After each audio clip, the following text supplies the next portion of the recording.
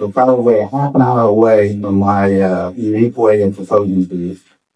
And I don't know how it's going to go. No one has told me that not to embarrass you publicly, but I could not pass up this opportunity. So just so you know who's involved with this, I started with Resnick. Mike was involved. And I went to Charisse. And I went to Brett. And I've got two helpers here that are really making this thing come off the way I really wanted it to. And so I've got Wendy. Wendy, come on in here. We need to get you in here. And I've got Denise, who's behind the camera.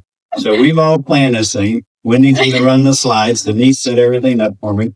And we're not quite sure how it's going to work, but probably in about a half an hour, we'll know whether or not this was a live or a really good deal. We might even make home videos. You never know. So Wendy, why don't you go over there and take the camera, and we'll get Denise in here for a second. Don't worry about shaking it. We'll just pick it up and it's recording. We'll be all right. Yeah, we're bouncing around. That's okay. All right, here comes my other account. I am so excited. And since you don't get to see it, we'll even show you the ring right now. So you don't get to see it for a half an hour, but that's it. Beautiful, beauty, beautiful. And if you ever wondered why I've been spending so much time playing golf with Jim, it's because Jim's the jeweler and Jim made the ring. So hopefully you'll like it. It's handmade, custom made. The only question we got is it cut on your finger? And we'll find out. So anyway, we're going to stop this now and pick it up when Denise starts taking things. So long for now. We'll see you. From my perspective, I'm rather a rookie now past this area. And it's amazing to me how big this state is by helping these talents. I've only been here about 2.5 years, and I spent the last 15 years in the Washington, D.C. area with principally MCI. And I've got a friend that's significant other who commonly refers to me as a concrete cowboy. I'm not sure what they really mean, but it's interesting on the forensics and how big this thing city is. Reminds me of a story. I was in D.C. not too long ago, and I was in actually outside of Washington National Airport, looking across the river through one of our offices downtown. I threw a quarter in the telephone into the payphone, and I dialed, but I thought we'll hold the phone on it. It turns out an operator intercepts the call and says, "You need about 50 cents to complete that call." I said, "You got to be kidding. I can see the bill for this, but I'm calling you." 50 cents. And she said, "No, you're not again. That's a usually paid call, and it's a long distance call." Wow. And I was a little irritated, so I said, "I'm from Texas. Texas, I can call the Helen back to it." There was a little pause. He came back on and he said, "Sir, you don't understand. In Texas, that's a local call."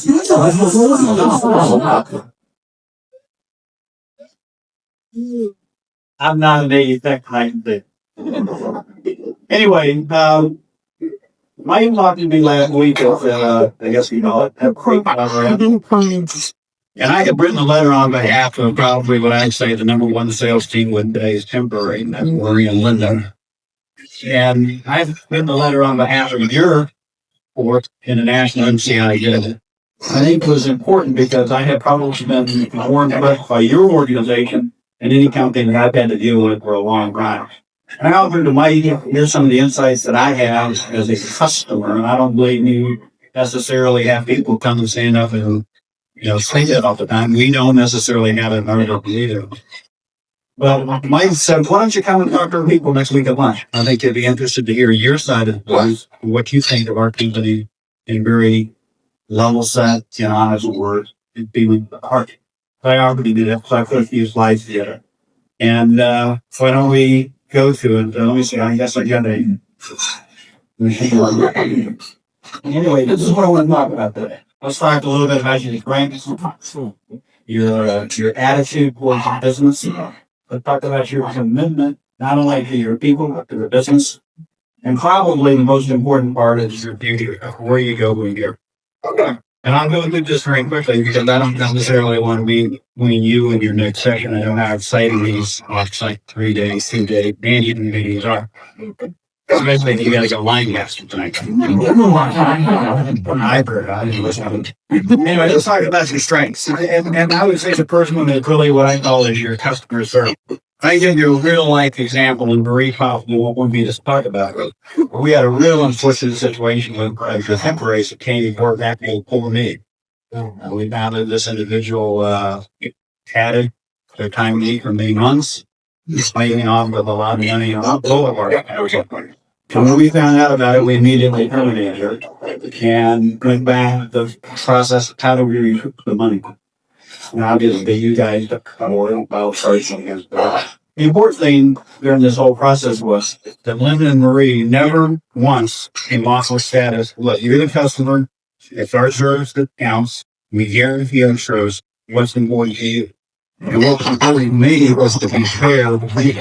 I wasn't really worried about collecting all the money. What I was worried about was how do we make an impression upon the community that this kind of business, this kind of conduct won't be tolerated. And how do we go about collecting our money? Well, I think we split the money in half or whatever we like to split it in half. To me, that was an example of so start to finicky, bitchy or right, flaney, it's your ball, it's my money falls. Figure out what's the right thing to do. I think the main thing that I see in your company on the outside when you hire the right team, you probably have a professional cut team, enthusiastic sales wars I've told before that I've ever met on everything. You go to great lengths, hire the right people. I know that what is this thing that you have? It's called a PI. Is that a personality index or is that a private investigator? The bottom line here is that everybody in our business, whether it's management or whatever, we do value assessment for now. How about understand how you think and what makes you, what motivates you, whether it's money, whether it's satisfaction, or you have an insider profit. These things are important, but I encourage you also to make sure you don't focus 100% on those. You gotta look at the account for individual. They're true sense of their own well-being and what's important to them. A lot of times, schools will always tell you the right answer, but they really should be used, so I support them. And everything that I see, you use it very well. He hires those people out there. And that's again, the next thing that I think is investment in people. Not only when you hire people, but I have a rare opportunity. I'm not only a customer, but I have this significant other in the audience here. And I get to see you guys from the outside in. And I get to see I should manage the team from Mike, Brett, and Cindy, all the way down on this. And whether I be the AOMs, the OMs, the sales people in there. I tell you, in my company, I've never worked for 3 very large companies. We never that kind of time. We automatically applauded it. And I know it's hard to believe, but it's hard to growing the business and putting the right stuff forward. Gaining that customer satisfaction. So we have to invest both training time and educating. The next one is managing the commitment. I just get tickled to death when I talk to people like Linda and Marie and Brett and DeDe from a standpoint. Every one of the managers that I meet is just excited about you. They do things differently. They're always asking questions. I guess part of that is why you're running on a profit loss basis. You can make the bottom line just sometimes it doesn't appear to you. But bottom line is me and work. And in your effort, whether you're hiring people or making a decision or that really impact the bottom line. That's really as far as I'm concerned. That's the commitment on the management side of the business needs the cash and continue to have all the last one is what I call a focus on results. Yes, you invest in your people, you hire the right people, you dedicated to your customers, but the bottom line is you won't meet your plans you make about. We know that in our industry every day. We are a revenue-driven and a service-driven company. We just clouded probably about 20 on border and grow the crap out of you.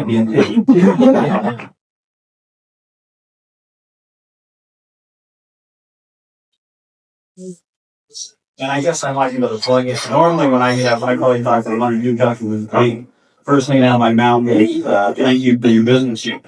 I can't say that to you, Hook, because I'm thinking of you, the other guy.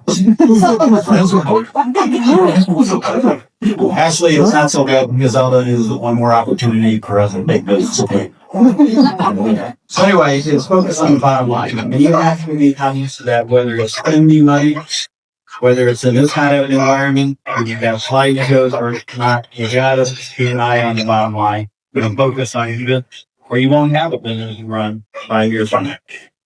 Okay, let's talk about really, as I see it, so what's next for your company? What's going to happen when you guys are taking? Oh, I'm sorry. You got that thing stuck in there.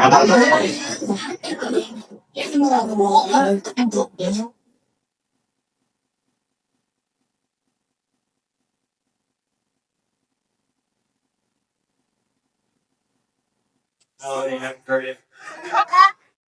You can lay down. Just good. Look at them.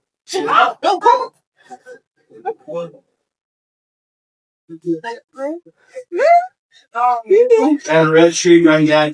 And if you think that one will get try that. God, that means. All right, so let me keep going really little theory part of the theory part of this presentation and my dad used this one. And I think let me just read something to you. And I this will encapsulate how I feel about the organization and not only your duty, your personality and spirit have brightened and changed my life beyond imagination. DeDe Parker, when you do the honor